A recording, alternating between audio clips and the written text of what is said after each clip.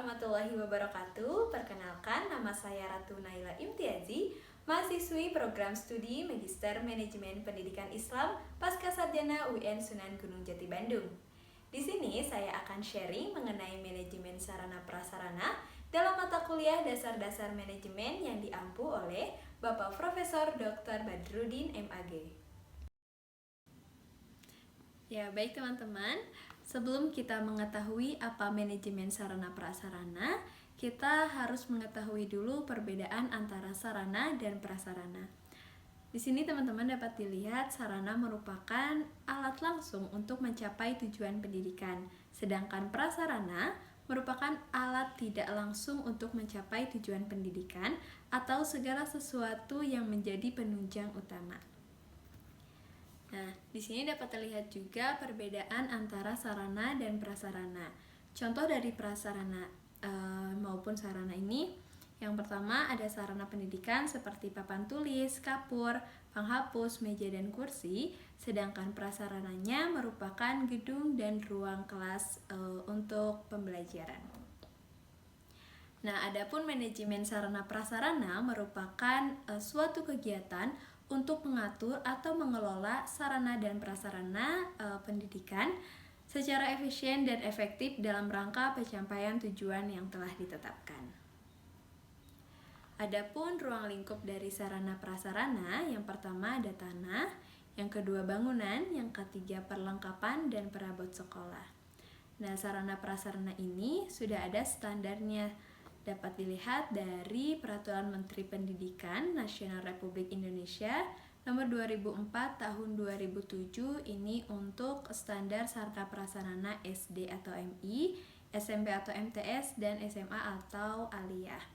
Nah, adapun standar sarana prasarana untuk SMK atau Madrasah Aliyah Kejuruan ini dapat dilihat di Peraturan Menteri Pendidikan Nasional Republik Indonesia Nomor 40 Tahun 2008. Baik, selanjutnya ada prinsip-prinsip manajemen sarana prasarana.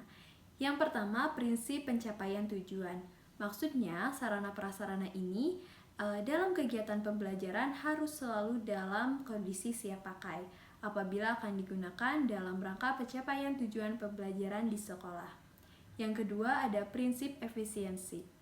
Dalam mengefisienkan sarana prasarana, maka dalam pengadaan sarana prasarana ini harus melalui perencanaan yang matang, sehingga dapat diadakan sarana prasarana yang baik dengan harga yang murah atau terjangkau.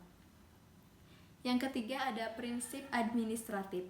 Nah, jadi sarana prasarana ini harus memperhatikan juga SOP-SOP yang telah dibuat oleh sekolah, yang juga harus memperhatikan undang-undang atau peraturan atau juga instruksi yang telah diberlakukan oleh pihak yang berwenang. Nah, yang keempat yaitu prinsip kejelasan tanggung jawab. Maksudnya, dalam memanage Sapras ini juga harus didelegasikan kepada personil sekolah yang mampu bertanggung jawab, baik individu maupun tim. Nah, yang terakhir ada prinsip kekohesifan, yaitu manajemen sarana prasarana pendidikan di sekolah ini harus direalisasikan dalam bentuk proses kerja yang sangat kompak. Baik, selanjutnya ada proses manajemen sarana prasarana. Yang pertama ada perencanaan. Perencanaan ini merupakan seperangkat keputusan yang diambil dalam menentukan kegiatan yang hendak dilakukan di masa yang akan datang. Nah, berkaitan dengan perencanaan ini, Jones dalam Sulistiorini menjelaskan bahwa perencanaan pengadaan perlengkapan pendidikan di sekolah harus diawali dengan analisis jenis pengalaman pendidikan yang diprogramkan oleh sekolah. Yang kedua ada pengadaan. Nah, pengadaan sarana prasarana pendidikan merupakan suatu upaya yang dilakukan dalam pemenuhan kebutuhan untuk kelancaran proses pembelajaran di sekolah. Nah, ada beberapa cara yang ditempuh untuk mendapatkan perlengkapan yang dibutuhkan sekolah. Yang pertama ada dropping dari pemerintah. Hal ini merupakan bantuan yang diberikan oleh pemerintah kepada tiap sekolah. Yang kedua, mengadakan sarana prasarana sekolah dengan cara membeli langsung maupun melalui pemesanan terlebih dahulu. Yang ketiga, meminta sumbangan dari wali murid atau mengajukan proposal bantuan pengadaan sarana dan prasarana dari sekolah ke lembaga-lembaga sosial. Yang keempat, mengadakan perlengkapan dengan cara menyewa atau meminjam dari pihak lain. Dan yang terakhir, mengadakan perlengkapan sapras ini dengan cara tukar-menukar barang yang dimiliki dengan barang lainnya yang dibutuhkan sekolah. Selanjutnya, ada pendistribusian. Nah, barang-barang atau perlengkapan sekolah yang telah diadakan dapat didistribusikan. Nah, pendistribusian ini atau penyaluran barang ini merupakan kegiatan pemindahan barang dan tanggung jawab dari seorang penanggung jawab menyimpan kepada unit-unit atau orang lain yang membutuhkan barang itu. Dalam rangka itu, ada 3 langkah yang sebaiknya ditempuh oleh bagian penanggung jawab, penyimpan, atau penyaluran sarana prasarana. Yang pertama, menyusun alokasi barang. Yang kedua, pengiriman barang. Dan yang ketiga, penyerahan barang. Nah, yang keempat ada inventarisasi. Kegiatan inventarisasi sarana prasarana pendidikan di sekolah, menurut Bafadal, kegiatan inventarisasi ini meliputi yang pertama, pencatatan sarana dan prasarana sekolah yang dapat dilakukan di dalam buku penerimaan barang. Yang kedua, ada pembuatan kode khusus untuk perlengkapan yang tergolong dalam barang inventaris. Caranya dengan membuat kode barang. Misalnya, untuk kursi dinamai K01, K02, atau seterusnya. Nah, yang terakhir, semua perlengkapan pendidikan di sekolah yang tergolong barang inventaris harus dilaporkan. Selanjutnya ada penggunaan. Nah, proses manajemen sarana dan prasarana di dalamnya mencakup aspek penggunaan. Aspek penggunaan suatu barang yang dimiliki harus jelas kegunaannya sehingga barang atau benda tersebut dapat dimanfaatkan dengan efektif. Penggunaan alat dan barang ini dipengaruhi oleh 4 faktor. Yang pertama, banyaknya alat untuk tiap macam. Yang kedua, banyaknya kelas. Yang ketiga, banyaknya siswa dalam tiap kelas. Dan yang keempat, banyaknya ruang. Selanjutnya ada pemeliharaan.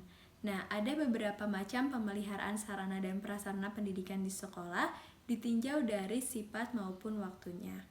Yang pertama, jika dilihat dari sifatnya, ada 4 pemeliharaan sarana dan prasarana pendidikan di sekolah. Yang pertama, pemeliharaan perlengkapan yang bersifat pengecekan. Yang kedua, pemeliharaan yang bersifat pencegahan. Yang ketiga, pemeliharaan yang bersifat perbaikan ringan. Dan yang keempat, pemeliharaan yang bersifat perbaikan berat.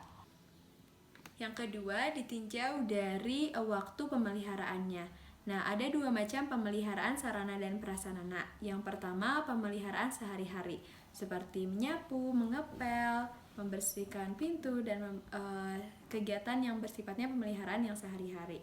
Yang kedua, ada pemeliharaan berkala, misalnya pengontrolan genting, pengapuran tembok, mengecat tembok, dan lain sebagainya. Nah, yang terakhir ada penghapusan. Secara lebih operasional, penghapusan sarana dan prasarana merupakan